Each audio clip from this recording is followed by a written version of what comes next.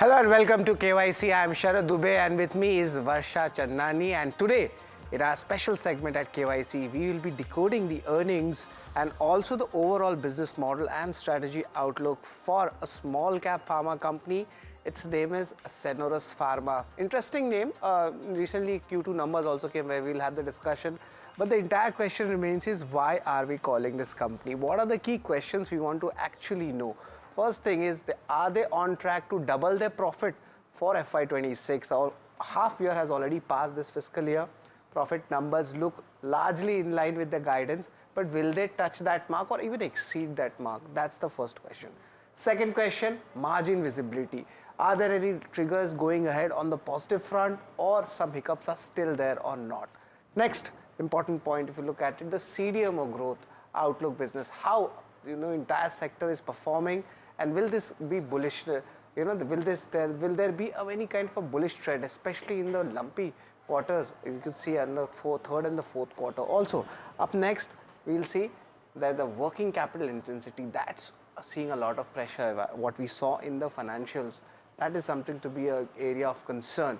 That we will be asking the management. And also at last, I would like to point out the backward integration into APIs. What's the benefit coming like? So a lot of questions here, but let's just decode this company, about the company, what the entire details are, Varsha. Yeah, just starting with what does this company do. So basically, they are into pharmaceutical products for regulated markets, US, Canada, and so they develop product across various therapeutic areas and dosage form with presence in emerging markets also.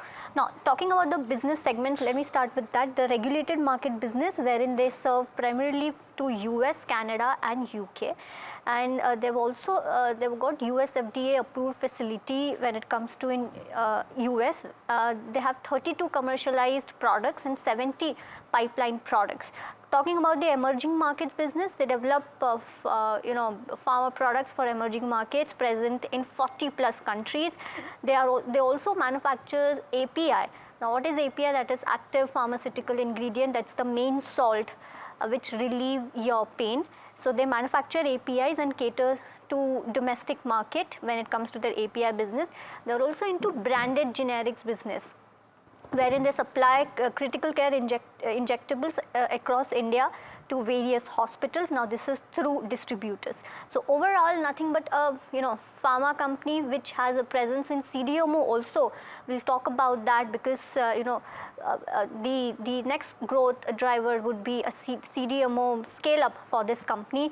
And how was Q2 FY26? Because they came out with their numbers also. The regulated markets, if I were to talk about, was up 87% year on year. This is the major portion of their business, and this growth was led by sustained momentum in their own products, and the growth was also supported by margins and operational efficiencies that the company has seen. CDMO business registered healthy growth for the company. Talking about the branded generics, so they're seeing strong momentum. The revenue grew over here more than 7x. Of course, base effect also plays out. So overall, a good set of Q2 FY26 numbers, and majorly, a pharmaceutical company, just in a layman language, if I were to, say. Well, yes, the name is quite fancy, to be honest, but our rating parameters, they are also very important for the KYC show. For our viewers, I'll just give you the rating parameters where we'll give you the KYC ratings, income statement, balance sheet, cash flow. These are the basic numbers. Return ratios is also something which we track. Apart from this, shareholding, street rate, which is the movement of the stock price, and the valuations and outlook going ahead. So these are the 8 parameters where we will be judging them. And I think we should start with the income statement, Varsha. Starting with income statement, overall, good numbers, starting from, so in FY23, they did about 35 crores of revenue. Fast forward to FY25, 410 crores. Very fantastic growth company has seen. Even that has been followed by EBITDA also. EBITDA from 42 crores to 102 crores. Look at the margins, sharp increase in margins from 19% to 25% in FY25, and a good growth when it comes to net profit also. So overall, a thumbs up, because a lot of things are working in favor turnover of this company. So the financials that you're seeing, this is on the back of expansion in the product approvals, the CDMO ramp up that the company has seen, government and controlled substance contracts that the company has seen. So overall, a big positive thumbs up when it comes to income statement for this company. Even look at the margin trajectory from FY24 to Q1 FY26 from 19% to 23%. We just want to know what is the sustainable margin that the company is eyeing when it comes to FY26 and FY27. But overall, yeah, a thumbs up when it comes to income statement. Well, that's pretty interesting. Q2 numbers and overall the entire, you could say the trend. But of course, the numbers are very less because it's just been listed, say, a year ago. So that's why you're not seeing higher trend of the years coming in. But nevertheless, balance sheet also is something which we are looking at. The borrowing numbers, that's on a bit elevated levels. But you look at the debt equity ratio, which me and Varsha were calculating, it's still very healthy. It's not to be panicked about or something, and if you go about it, it's coming below the 0.5% mark, and that's very decent for a growing company in the pharma space, Senorus, and of course the company is in the small cap space right now, so up moves will be required, but because of that you need a strong balance sheet as well. And you see the cash balance, that's around 386 crore rupees. Of course there is an impact of the IPO proceeds as well. The entire proceeds has not been used, so that is a good war chest which the company has. So from my side, the balance sheet, I would give a strong thumbs up. Talking about the cash flow statement, overall, I mean, a working capital pressure has been seen, because if you see the operating cash flow, it's negative. Now, one of the few reasons would be because of the increase in receivables. For example, in FY24, if I were to talk about the negative cash flow that you're seeing is because of the increase in receivables. In FY25, fast forward to FY25, though receivables decreased overall, but yes, there was increase in inventory also. So the money was stuck in receivables and inventory. So overall, yes, we have seen working capital pressure for this company, and we would ask the management about what's the outlook when it comes to working capital. But now, as of now, because of a negative operating cash flow, we would like to give a thumbs down when it comes to cash flow statement. That's pretty interesting. Speaking on the return ratios, ROC numbers, if I have a look, FY23 it stood at around 18%, and then the dilution happened, and that is just a you could say a function of the IPO. But after that, it has maintained the numbers. The data overall is very limited because it's a recent IPO, so you cannot have a long-term basis analysis on this. But to be fair in the current scenario, I would be giving a neutral rating for the ROC numbers for Senores Pharma. Talking about the shareholding pattern, as Sharad was mentioning, this is a recently listed IPO. So overall, if you see, promoter holding is at 46%, FII is at 4%, DII is at 9%. Overall, nothing dramatic over here, and this is the reason why we have given a neutral rating, because nothing dramatic has been seen when it comes to shareholding pattern. We need to see how this evolves over the years, maybe in next 2 to 3 years. That's a pretty interesting take on that by Varsha. But the street cred, they have actually rewarded the shareholders.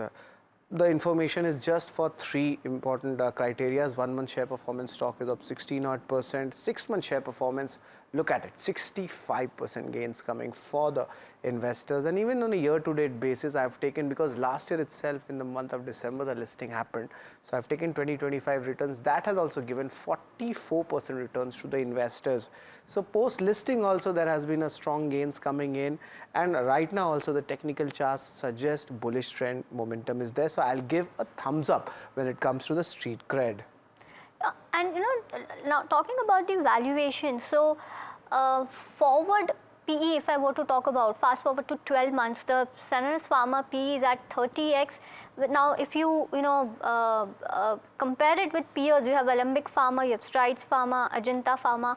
Overall, I would say a neutral rating when it comes to valuations, not that expensive, not that cheap, because if you see the current TTM PE for Senores Pharma is around 43x. Now, a kind of premium valuation has also been given to this company because of the expectation to doubling of PAT, which is given by the management by FY26, and overall the CDMO pipeline that the company has, the CDMO scale up that they will do, and overall a niche, niche area where the company is in. So kind of premium valuation has been given to this company as compared to its peers, but overall and a decent kind of valuations currently.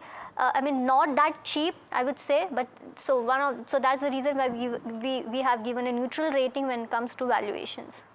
Yes, and the last rating, that is the outlook. That is something which the street is very bullish on. The expansion of ANDA portfolio in the regulated markets, that is something which the company has stated and given a bullish tone to it. ANDA means abbreviated new drug application, and the portfolio expansion in the emerging markets. That is also something which the company has pointed out in the investor presentation.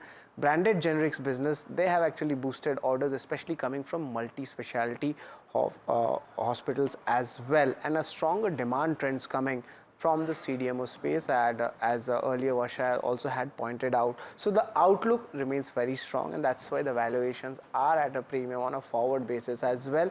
I would give a strong thumbs up when it comes to the overall outlook. But let's revise the KYC rating one by one. Varsha, we could look at it, the income statement, balance sheet, bang on. We could say, strong, pluses coming there.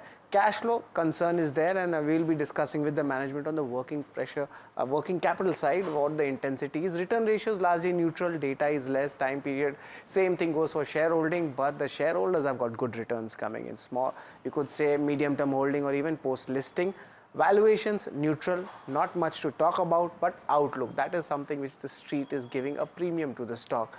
But are we giving premium to it or not? The KYC rating, yes, it is a premium on our scale, which we generally judge, 5.5 out of 8. So that's a kind of a premium rating for a small cap pharma company.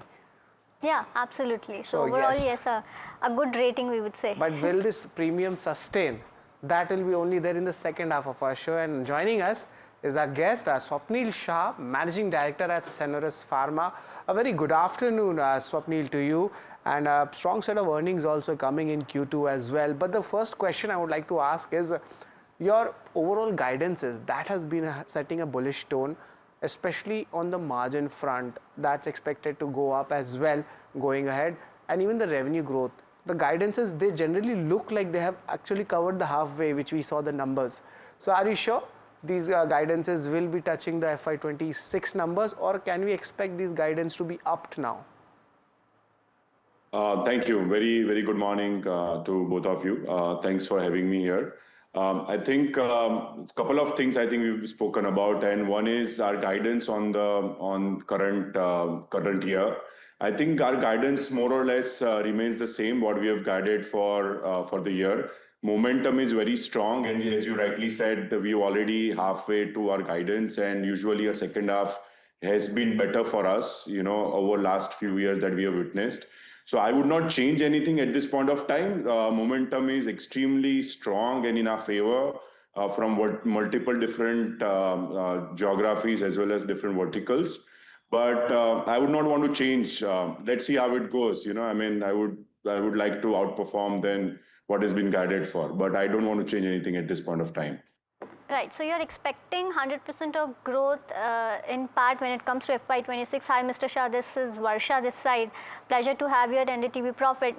Talking about the CDMO business, Mr. Shah, what was the growth when it comes to CDMO in Q2, and overall, what is the contribution to the overall business, and where do you want to take this contribution to, say, in next 2 years? Good afternoon, Varsha. So CDMO, the business has been doubled from the previous quarter that we had. We have a very strong order pipeline. And again, I've been saying, CDMO business has been very, very stable. So for us, if you look at it, our manufacturing capacities are pre-sold, right? So we only make for the orders that we have. So our finished goods inventory is also virtually nil, or maybe the holding period is not more than 10 days. So CDMO order book is very strong, and the reason why it is very strong because we are very, very differently placed in the marketplace, right? We have with the specialized channels that we operate in. So that's kind of doing it. On our own product, we from acquired portfolio, we could launch it about 3 products this quarter with the multiple strengths in the marketplace, and I think that has kind of helped us on the margin expansion. So I think we had about 300 to 400 basis point of margin expansion this quarter, which I feel continue to do so in quarters as we have more launches.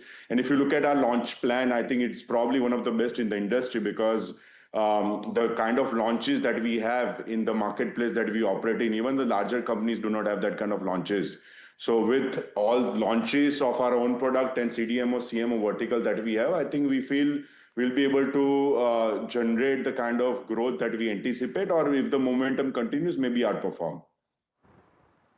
So just to be specific, this outperformance means for the guidances which you have given earlier for FY26, is that right? Could be, yes. I would not want to, be specific about it at this juncture. Anyway, the guidance, as you know, it's already been very, very strong. So I think end of the day, we are working hard, right? I mean, if we outperform, we outperform. So I would keep it that way at this point of time.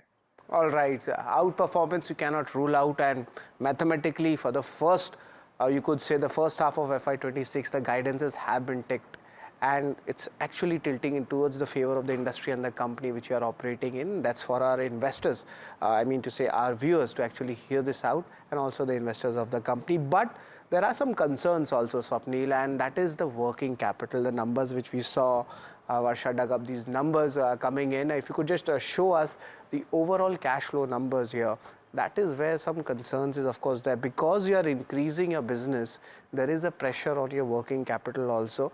So will this pressure sustain, the way you are growing for the next, say, 1 to 2 odd quarters, or are we seeing some kind of, you could say liquidity adjustments coming in for the company so that your working capital issues are also sorted, because that's also growing on a higher side? What's your view on that, on the working capital front?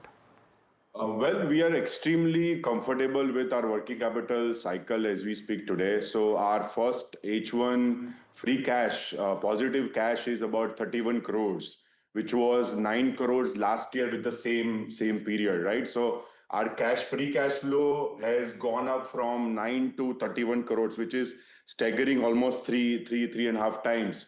So, with the more business coming in, operational efficiency being catered to, cost are curtailed, free cash flow will automatically be generated. So with currently, if you look at it on our EBITDA, on current EBITDA, 31 crores is the free cash or positive cash that we have generated. So for the full year, we expect this trajectory to continue and improve as we do more larger EBITDA and improving on our gross margin basis. Understood. So for FY26, we can expect a positive operating cash flow. That's what you're saying, right?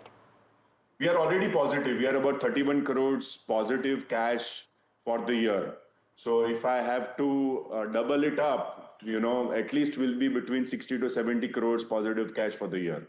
Got that point. Also on regulated market, Mr. Shah, which grew almost 66%, which drove 66% of revenue. What's your target mix when it comes to regulated market and emerging market for the next 2 to 3 years?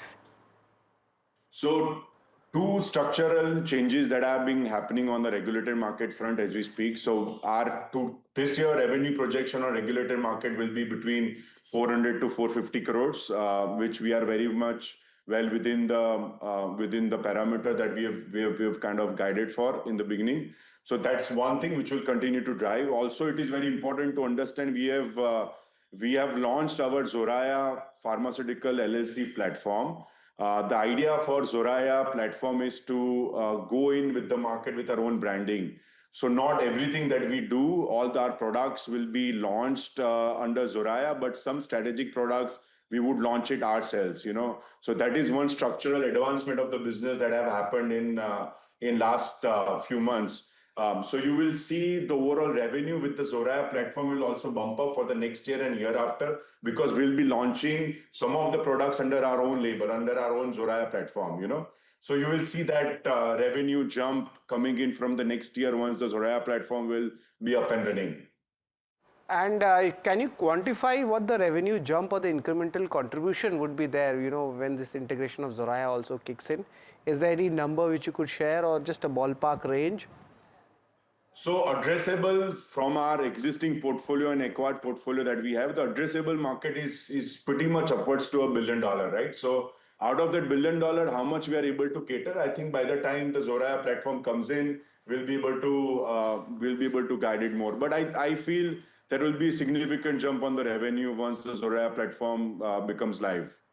All right, so the addressable market is also almost $1 billion. So that will be pretty interesting. But I just have one more follow question up before Varsha takes over. What are your current cash and bank balances? I just want to understand, because for FY25, the numbers which you looked at, that was roughly, or you could say around 386 odd crore rupees. So currently, what is your cash and cash bank balance? Well, difficult to say currently what it is, but what I would say, we are in an extremely comfortable position from cash, debt, and equity standpoint. I think business is throwing in a lot of cash on a regular basis. So we are very comfortable in terms of reinvesting into our R&D, grow our portfolio, do some inorganic acquisitions to the business. And I think we are in a very comfortable position as we speak. Right, and Mr. Shah, also on the margins, quarter on quarter, we've seen increase in the margins. That's a fantastic growth that you've seen. Even in Q2, the margins went around 30 to 31%.